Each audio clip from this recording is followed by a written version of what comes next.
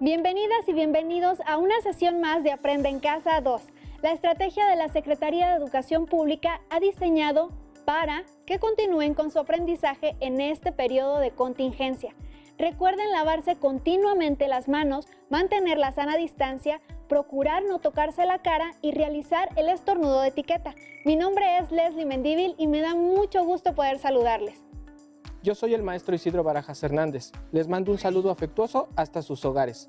Les cuento que el día de hoy veremos el tema de las diferentes etapas de adaptación del ser humano a su nuevo entorno en el continente americano. Con esta sesión y otras más, se desarrollará el aprendizaje esperado de reconocer los procesos que permitieron a los cazadores-recolectores llegar hasta la domesticación del maíz en nuestro continente. Es importante que tengan su cuaderno y bolígrafo a la mano y que tomen las notas de todos aquellos aspectos que consideren más relevantes. ¿Listas y listos? ¡Comencemos! Para dar inicio, les invito a que escuchen con mucha atención la siguiente lectura, en la cual un abuelo historiador responde una serie de preguntas que sus nietos le hicieron sobre la prehistoria. Pongan atención a los detalles. El fragmento que vamos a leer pertenece al libro que tiene por título La prehistoria explicada a los jóvenes. Y ya que se trata de un diálogo, te propongo que me ayudes a leer, Leslie. Claro que sí, maestro. Bien, yo leeré al historiador y tú al joven. Adelante, por favor. ¿Cómo vivían? En aquel mundo repleto de animales, ¿se dedicaban sobre todo a la caza? ¿Qué armas utilizaban? ¿Qué cosas inventaron? Espera un momento. Como siempre, se debe precisar la época. La vida de los Homo erectus de hace 1 millón de años no se asemejaba a la de hombres modernos de hace 25.000 años, y mucho menos a la de los agricultores ganaderos del Neolítico de 5.000 años o 6.000 años atrás, para quienes la caza representaba un importante complemento al sustento, pero cuya supervivencia ya no dependía exclusivamente de ella. Los primeros, menos inteligentes y peor organizados, dedicaban mucho más tiempo a la búsqueda de alimento que los grandes cazadores de tiempos glaciares, que disponían de armas mucho más eficaces. De ahora en adelante hablaremos sobre todo de estos últimos, de los hombres modernos, en ocasiones llamados los cromañones, y evocaremos solo de paso las antiguas humanidades que precedieron, así como las sociedades neolíticas de ganaderos y agricultores que le sucedieron. De acuerdo, pero antes de esto, háblanos un poco de los ganaderos y agricultores. ¿Por qué se dedicaron a esta tarea? ¿Qué animales criaban y qué plantas sembraban? ¿Qué técnicas utilizaban? Aquellos cambios no se alcanzaron de un día para otro, ni al mismo tiempo en todas partes. El perro fue, al parecer, el primer animal doméstico que apareció, a partir del lobo. Con los últimos grandes cazadores, 13.000 o 14.000 años atrás, quizá antes, y más adelante, llegaron al carnero, el buey y el cerdo. La cría de aves de corral aparecerá mucho más adelante. En cuanto a las plantas, eran principalmente variedades de trigo y cebada en Oriente Próximo, y posteriormente en Europa. El arroz se cultivaba en Extremo Oriente, el maíz, las judías en América, por solo dar unos ejemplos. Las técnicas eran toscas y rudimentarias, y lo fueron durante mucho tiempo. Con el uso del arado básico, un arado primitivo que se sigue utilizando en algunos puntos del mundo. No nos has dicho por qué iniciaron esas tareas. Los inventos siempre son, en cierta medida, fruto del azar, al menos al principio. Algunas personas observaron, sin duda, que de los granos de trigo salvajes abandonados cerca de los campamentos crecían espigas en primavera. Reflexionaron y produjeron sistemáticamente la misma operación. Otros, tras cazar a las madres de crías, las recogieron y las criaron. Este proceso se repitió, sin duda, una y otra vez a lo largo del tiempo, con numerosos fracasos, antes de lograr una auténtica ganadería. La agricultura y los animales domésticos son una garantía para la vida. Y se sabe, habrá algo de comer para el año siguiente, incluso en la estación de escasez. Esto sin duda debió cambiar sus vidas por completo. Efectivamente, hasta tal punto que, para hablar de ello, se ha utilizado la expresión revolución neolítica. Al igual que muchas expresiones consagradas, esta es verdadera y falsa a la vez. Nos da a entender que el proceso fue muy rápido, lo cual no fue cierto. Los comportamientos fueron modificándose de forma progresiva en algunas partes, no en otras. Sin embargo, cuando la ganadería y la agricultura lograron convertirse en la actividad principal y regular, sus consecuencias a largo plazo fueron mucho más importantes que la seguridad alimentaria. Se volvieron sedentarios, es decir, en lugar de desplazarse a mayor o menor distancia, permanecieron en el mismo lugar. Cuando se tiene un campo, hay que sembrar y cosechar sus frutas. Construyeron aldeas, levantaron graneros, eran dueños de rebaños. Esta riqueza desencadenó cambios en su sociedad, en cuyo seno había sin duda ricos y pobres, y por tanto una jerarquía. Representó el final de un modo de vida que había durado millones de años, cuando los hombres solo eran cazadores y recolectores. Por cierto, al principio, ¿cómo cazaban? ¿Tenían armas? Los homínidos más antiguos cazaban pequeñas presas, las que podían alcanzar con sus propias manos o arrojando una piedra. También se alimentaban de carroña. Esto significa que aprovechaban los restos de las grandes presas que los felinos cazaban y abandonaban a su suerte. 2,5 millones de años atrás, ya tallaban guijarros para obtener de ellos herramientas toscas, con el fin de descuartizar y quebrar los huesos de sus presas y así sorber su médula. Por otra parte, no debemos olvidar que los humanos eran omnívoros, comían todo cuanto fuera posible, comestible, y encontraron a su paso frutos, bayas comestibles, plantas, setas, insectos. La verdadera caza con armas fue desarrollándose progresivamente a lo largo del tiempo y convirtió al hombre en el cazador más temible entre todas las especies animales. Hasta aquí la lectura. ¿Qué les pareció? Si tuvieran un abuelo historiador, ¿qué otras cosas le preguntarían sobre los cazadores recolectores? ¿Qué datos curiosos les gustaría saber de sus antepasados más remotos? Reflexionen en ello y después intercambien en la medida de lo posible sus preguntas con algunos compañeros, respetando las medidas sanitarias. Para comenzar con nuestra sesión, es importante recordarles algunos datos interesantes sobre el poblamiento de América.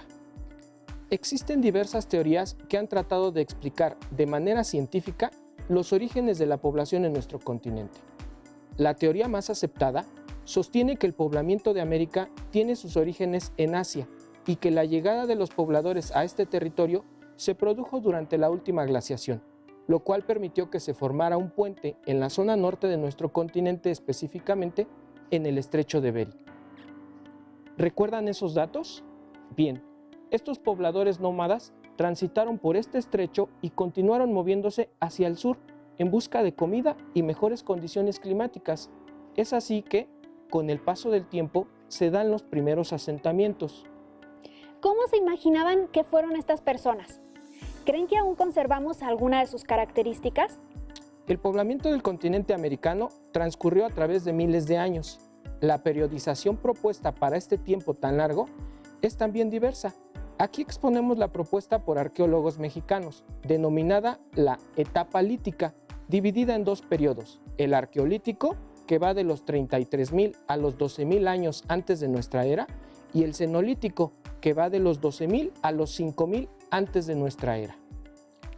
Los escasos hallazgos del periodo arqueolítico impiden conocer mucho de la vida de estas personas. Solo se conoce que las tecnologías que desarrollaron eran rudimentarias: piedras trabajadas para golpear, cortar, raspar y machacar.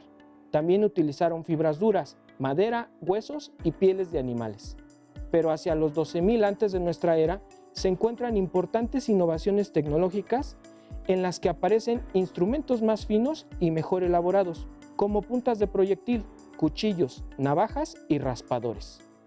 Esta innovación es muy importante porque nos habla de la evolución y adaptación de los cazadores-recolectores a nuevas condiciones del medio ambiente, que en estas fechas ya habían cambiado en el continente. Se hizo más árido, las plantas y los animales también cambiaron, desaparecieron bosques, pastizales y gran parte de la fauna mayor. Estos acontecimientos muestran, con los hallazgos encontrados, la gran capacidad de adaptación de estos seres humanos. Matthew D. Slaughters escribe en su artículo en la revista Arqueología Mexicana que los primeros habitantes de las Américas fueron migrantes y descendientes pioneros que se atrevieron a salir de África, cuna de la humanidad, siguiendo una ruta a través de Beringia. estos cazadores-recolectores del Paleolítico Superior salieron de sus tierras en las orillas del Pacífico Occidental durante un tiempo de inestabilidad climática y social, para llegar desde el norte del continente hasta Sudamérica. Esos primeros pobladores se vieron obligados a cruzar fronteras entre tierras inhóspitas, yermas, verdaderamente desconocidas y desoladas. Enfrentaron la falta de conocimiento del paisaje, de la flora y fauna, de las fuentes de agua y yacimientos de materias primas. Los migrantes ancestrales vencieron estas carencias aprendiendo y adaptándose con una habilidad magistral, encontrada solamente entre gente resuelta y determinada. La historia en las Américas es una historia de migrantes, una historia de cómo y por qué cambiaron o persistieron varios aspectos de su cultura materna. Los primeros pobladores no llegaron como una tabula rasa, llegaron como sociedades completas, comunidades en tránsito, comunidades con un gran bagaje de conocimientos buscando una nueva vida en un nuevo mundo. Cruzaron la primera frontera entre lo conocido y lo desconocido y en el acto de cruzarla la cambiaron. No es fácil vencer fronteras, pero los ancestros de la gente original de las Américas ganaron su lucha por una nueva tierra haciendo exactamente eso. Los diferentes estudios realizados han demostrado que a lo largo de estos amplios periodos de tiempo, los cazadores-recolectores tuvieron diversas expresiones culturales y desarrollaron tecnologías que les permitieron adaptarse al entorno y, lo más importante, explotar los recursos naturales de las regiones que iban poblando y conociendo. Esto significa que el desarrollo y adaptación de esos seres humanos surgió seguramente como respuesta a las exigencias que el medio les obligaba a tener para sobrevivir, es decir, se dio un proceso de aprendizaje y adaptación. Para conocer más sobre lo que nos ha hablado el maestro, les invito a ver con atención la siguiente cápsula.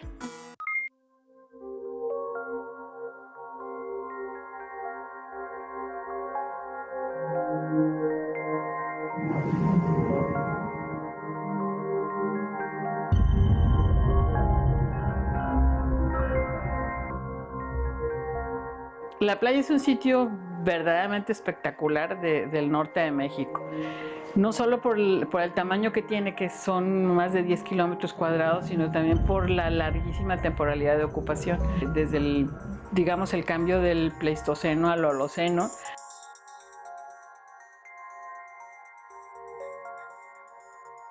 Y desde esos, 13,000 años hacia acá, este oasis del desierto de Sonora estuvo continuamente ocupado por distintos grupos sociales, desde bandas de cazadores del Arcaico hasta los primeros agricultores del desierto.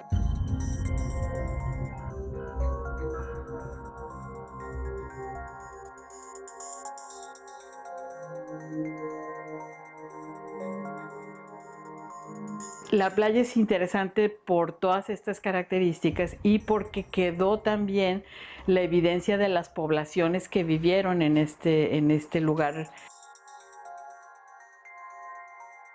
Ese ha sido uno de los grandes problemas en la playa, que no habíamos podido encontrar realmente los contextos habitacionales intactos. O sea, en la erosión veíamos fragmentos disgregados de bajareque, los cientos de manos y de otros artefactos de molienda, o sea, los elementos que deben de haber sido de una casa habitación, pero realmente no habíamos encontrado estos contextos hasta el 2010, que fue la primera casa que encontramos en foso y que se encontró en una erosión. En el perfil de una superficie erosionada, lo que se encontró fue el piso quemado de una casa. Al excavar, lo que encontramos son los distintos hoyos de poste que aparentemente fueron ocotillos, o sea, la estructura estaba hecha de ramas de ocotillo y digamos que nos quedó solo la mitad de una casa sin erosionar.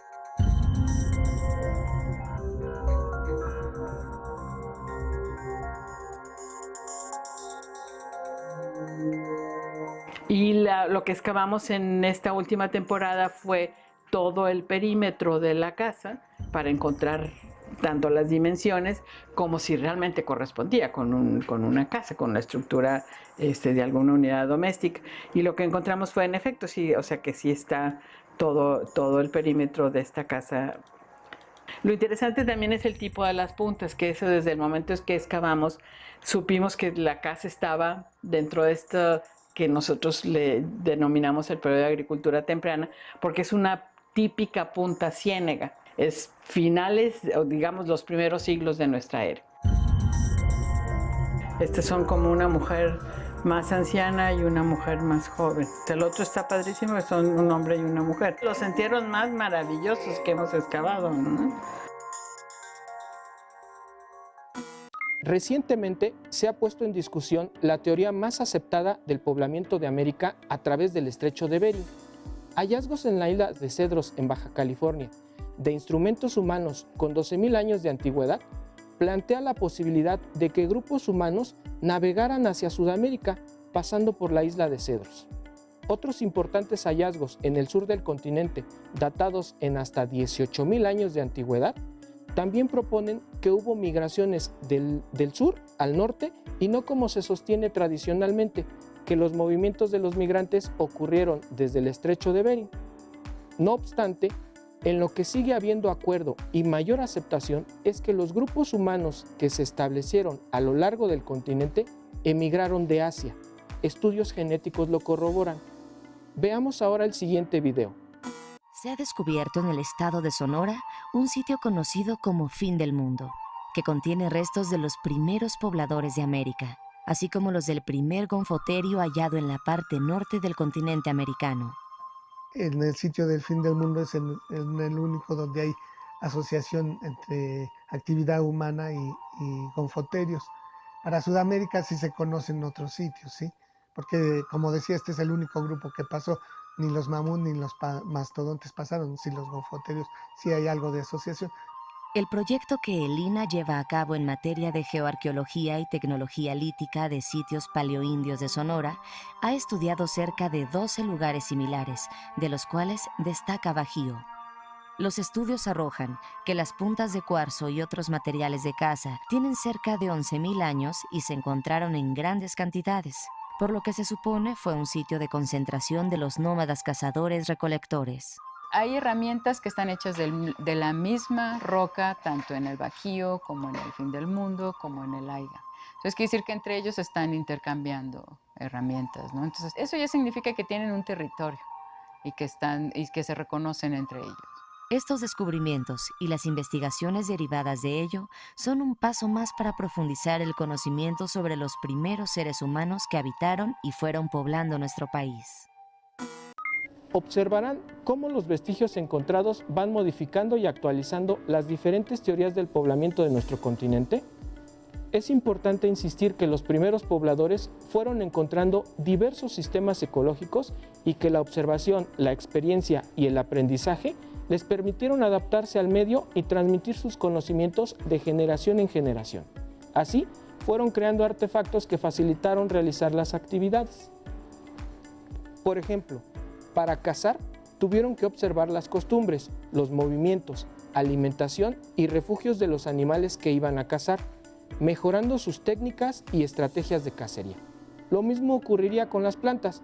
Tras la observación y la experiencia recolectora, fueron aprendiendo sus propiedades.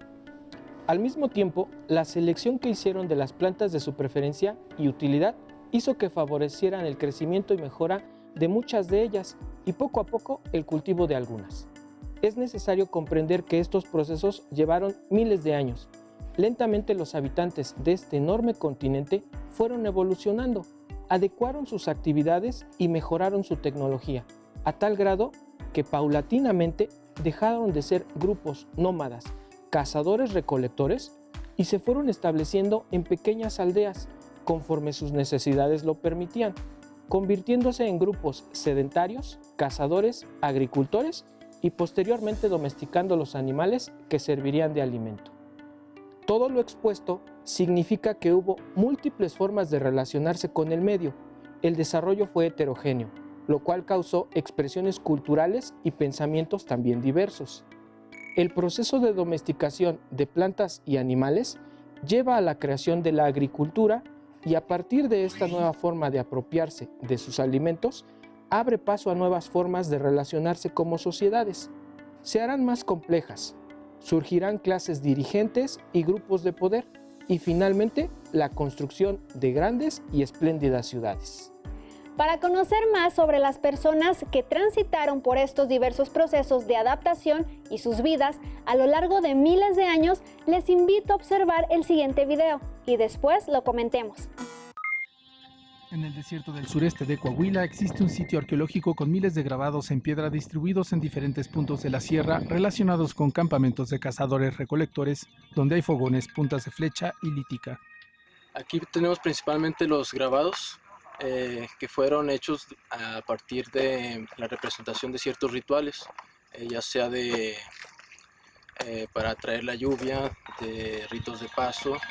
En Arigua arrojarán diversos datos aún por descubrir, pero por lo menos se sabe que, como en Boca de Potrerillos y Nuevo León, se trata de expresiones involucradas en rituales de iniciación, cacería del venado o dedicados al cosmos.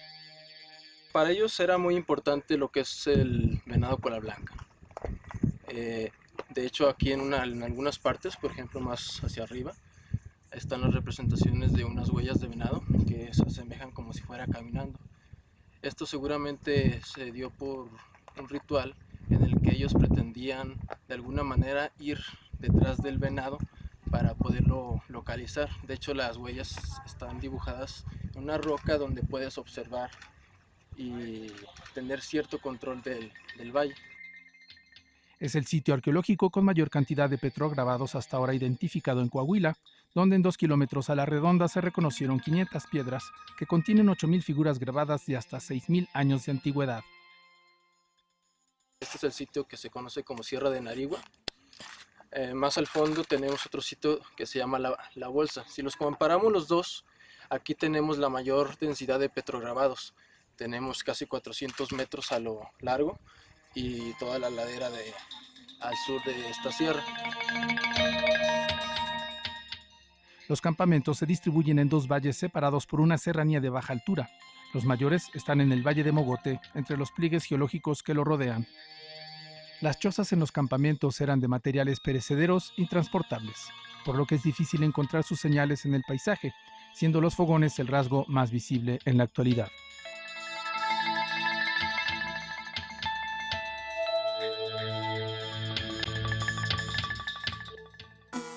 Las pinturas rupestres y los petroglifos o grabados en piedra son otra fuente de información que permite conocer cómo vivían los grupos de cazadores-recolectores, sus conocimientos sobre el medio y su relación con él. En el norte de México existe un sitio enorme de este tipo de petroglifos, Boca de Potrillos, a 80 kilómetros de la ciudad de Monterrey. En la página electrónica denominada Lugares INAH, pueden conocer imágenes de este lugar impresionante e indagar algunos de los significados de estas imágenes que quedaron plasmadas en piedra.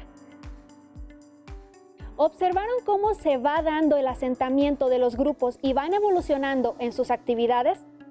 Recuperemos algunos datos importantes de las últimas sesiones.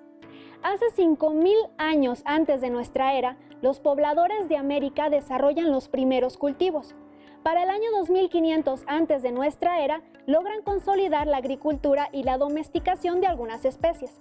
Entre los años 200 al 600 de nuestra era, se había logrado desarrollar la agricultura intensiva y el desarrollo de técnicas avanzadas de cultivo, así como los procesos de especialización por regiones.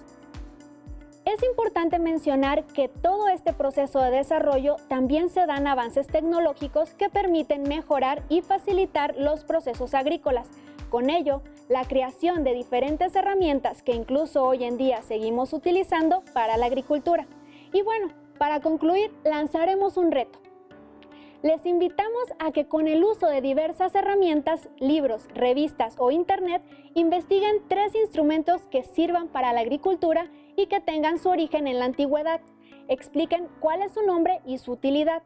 Y recuerden que si desean saber un poco más del tema, pueden buscar en su libro de texto, ubiquen el tema en el índice del mismo. También existen muchos documentos de arqueólogos e historiadores de instituciones dedicadas al estudio de estos temas, como el Instituto Nacional de Antropología e Historia o las universidades del país. Listo, terminamos, pero aún nos queda mucho por explorar y descubrir. Así que nos vemos pronto aquí en Aprende en Casa 2. Cuídense y hasta la próxima. Si tienes dudas o necesitas ayuda, llama al Centro de Apoyo Pedagógico a Distancia. El número de teléfono para secundaria es el 55 36 01 71 23. Si requieres consultar los libros de texto en versión digital, recuerda que los puedes encontrar en la página conalitec.cep.gov.mx. Y recuerda que también cuentas con el sitio aprendeencasa.cep.gov.mx, en donde podrás ver nuevamente los videos de los programas y además encontrarás actividades para fortalecer tus aprendizajes.